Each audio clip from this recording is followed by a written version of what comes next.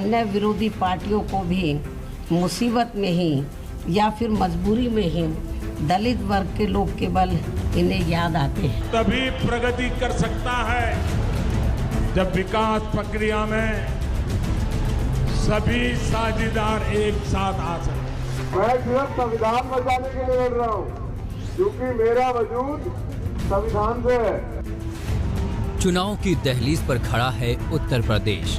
कोई मुसलमान तो कोई ब्राह्मणों को साधने में जुटा है। वहीं 22% दलित मतदाता बेहद अहम हैं, जो उलटफेर की ताकत रखते हैं। आज जानते हैं कि दलितों के मन में क्या है और कैसे सभी पार्टियों की नजर उन पर टिकी है। यूं तो उत्तर प्रदेश में इनकी कुल आबादी लगभग 21% है और कई सारी सीटों पर ये निर्णायक भूमिका में है।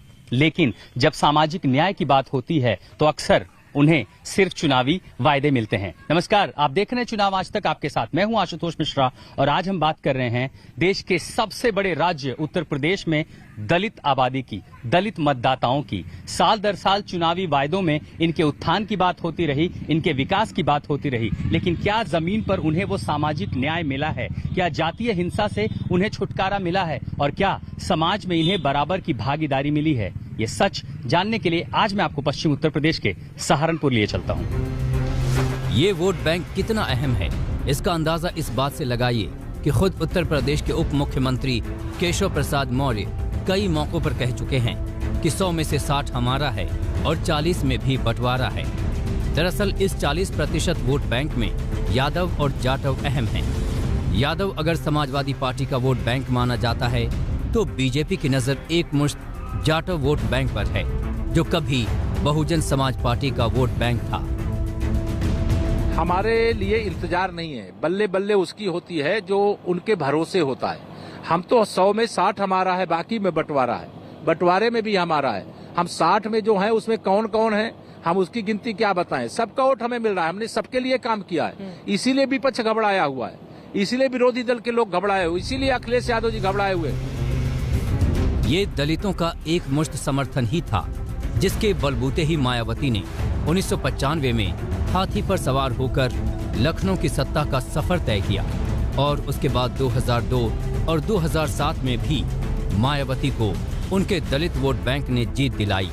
मगर 2014 के बाद मायावती के दलित वोट छिटकने लगे। 2017 में बीजेपी को 85 दलित आरक्षित सीटों में से 69 सीटों पर जीत मिली थी और 39% वोट मिले थे, जबकि समाजवादी पार्टी को इनमें से 7 सीटें मिली थी। बीएसपी को सिर्फ 2 सीटें ही मिल पाई थी। 2014 के बाद से लोकसभा और विधानसभा चुनाव में बहुजन समाजवादी पार्टी का वोट लगातार कम होता गया और इसका फायदा बीजेपी को मिला।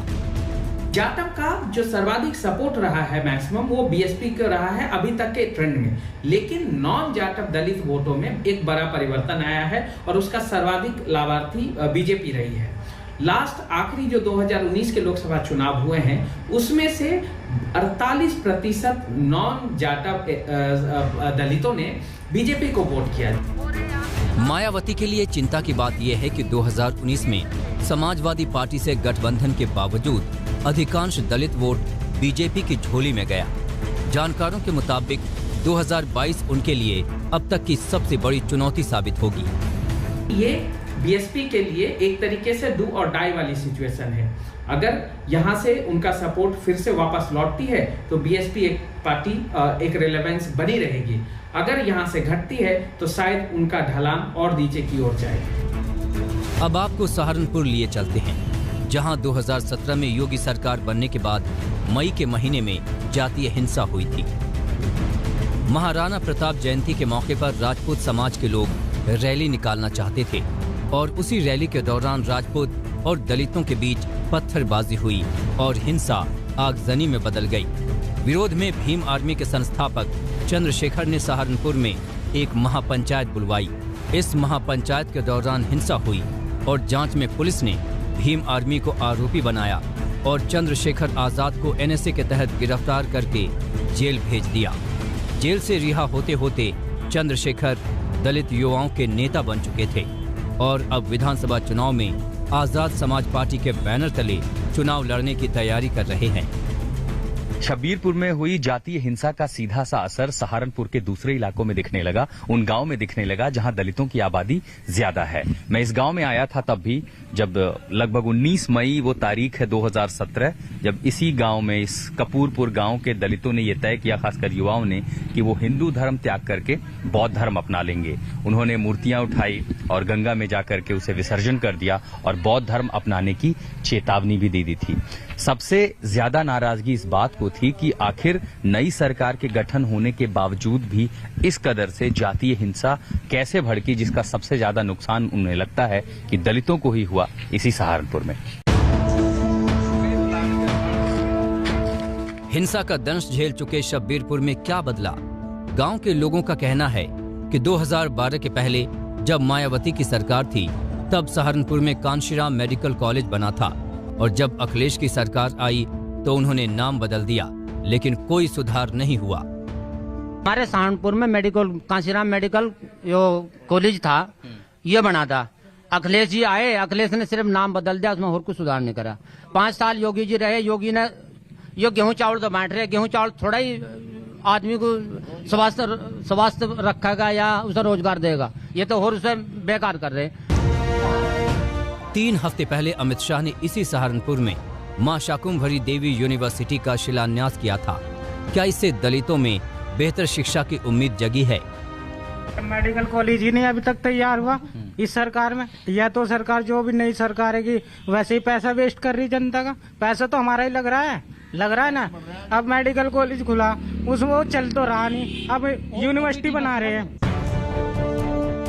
योगी सरकार गेहूं चावल बांट रही है, लेकिन उसे पकाने के लिए उज्ज्वला से मिला सिलेंडर खाली पड़ा है। धीरे धीरे गांव के कई घरों में लकड़ी का चूल्हा जलने लगा है और इसकी वजह है महंगाई। देख लो आप, 1100 की ये 350 की जगह 1100 का होगा विकास। इसलिए आपने सिलेंडर यहाँ रखा हुआ है? ये सिलेंडर यहीं पे रखा हुआ, खाली है, भरे नहीं जा रहा, पैसा नहीं है, कहाँ से देंगे, रोजगार नहीं है। तो अब खाना कैसे बनता है?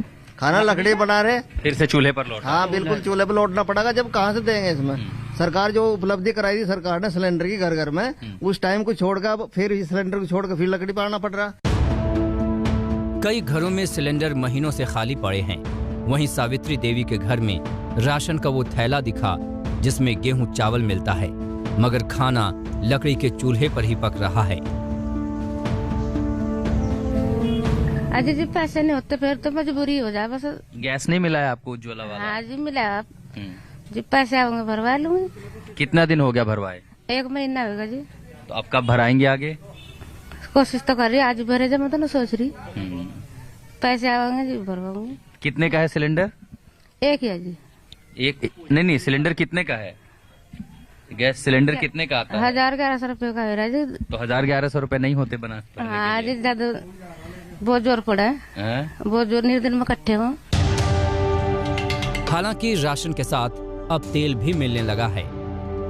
उत्तर प्रदेश की सरकार देखिए, हम अनाज भी दे रहे हैं, तेल भी दे रहे हैं, जरूरत की चीजें पहुंचा रहे हैं। मिल रही है कि नहीं? उससे कुछ तो सहारा मिलता होगा। सही है, सरकार दे रही सब कुछ। ये मिल रहा है जी, बढ़िया। चावल तो मिल रहे, नाज नूज तो मिल रहा जी। है जी, नाज चावल ही तो मिल रहे जी। अब की बारी तो आया तेल तो पहले नहीं आया? नहीं जी, अब की बारी आया तेल, बाकी और कुछ।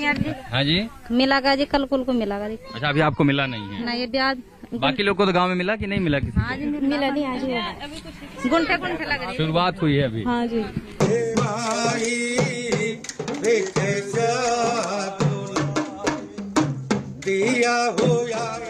2017 में हुई जातीय हिंसा के निशान अब भी यहाँ दिखाई देते हैं।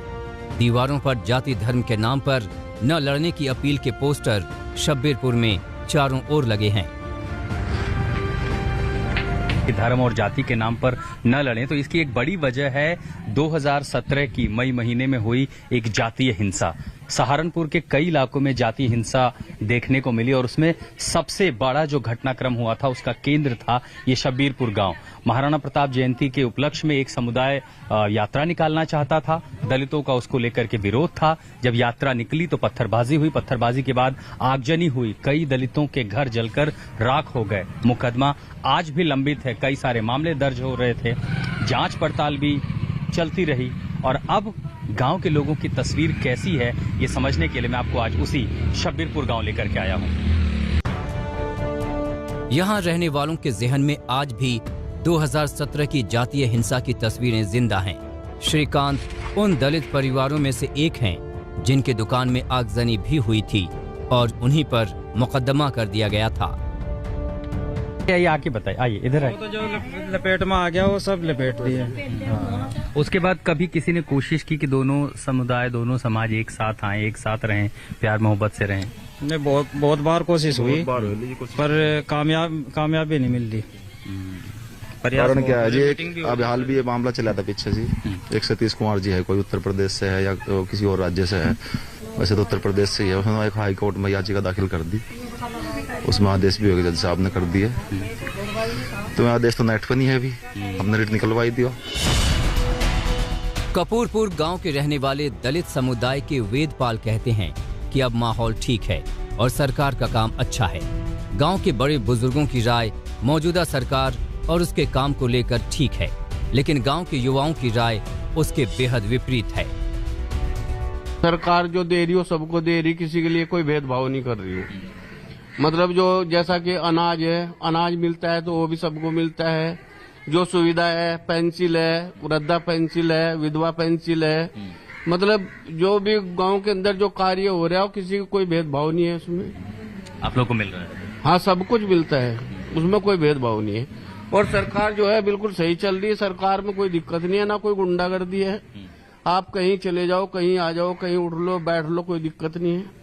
आप एक तरफ तो कह रहे हैं कि हम गुंडा सफाई कर रहे हैं, एक तरफ खुद पुलिस गुंडा बनी हुई है। पुलिस जब चाहे कोई हो, उसमें अभी वो एक वो कांड हुआ था, उसमें लड़के को उसमें जाके गोली मार दी गई होटल में, अभी आपने भी देखा होगा वो केस। तो जब पुलिस खुद गुंडी है, सरकार खुद गुंडे उस पर उतारू है, तो बताओ पब्लिक क्या कर सकती है? तो सवाल यह है कि दलितों के मन में क्या है और वो किन मुद्दों को देखते हुए चुनाव में वोट करेंगे। ये बताइए, दलितों को अब जैसे चुनाव है उत्तर प्रदेश में, हर बार दलितों को वोट बैंक समझ लिया जाता है। क्या जो गांव के दलित हैं, समाज चाहे जाटव हो नॉन जाटव हो, वो भी अपने आप को किसी पार्टी का वोट बैंक ही समझते हैं, या अब वो पहले के मुकाबले जागरूक हैं अपने अधिकारों को लेकर? अपने अधिकारों के लिए जागरूक है, जहाँ उनका फायदा होगा वहीं वोट देंगे। बताइए चाचा, आप ही। नहीं, सही बात है। मान लिया वो तो वोट का अपना अधिकार है, जहाँ जिसे फायदा लगेगा वहीं वोट देगा। तो वोट बैंक जो तो ही है, लेकिन फिर भी है कि पार्टी तो सारे हैं, सारे मिलनसार आदमी हैं और सभी को मान सम्मान सबका होगा, लेकिन वोट खुल के किसे देंगे वो तो वक्त बताएगा।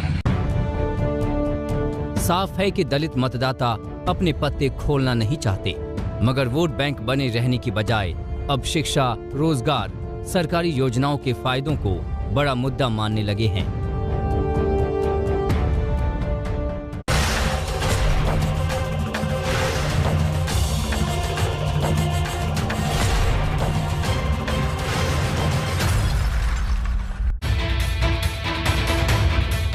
यूपी सरकार केंद्र के सहयोग से मुफ्त राशन दे रही है, जिसे दलित महिलाएं भी एक बड़ी राहत मानती हैं, मगर पुरुषों की राय इसके उलट है। किसी कुछ नहीं दे रही, 50 रुपए 100 रुपए महीना बस क्या दे रही।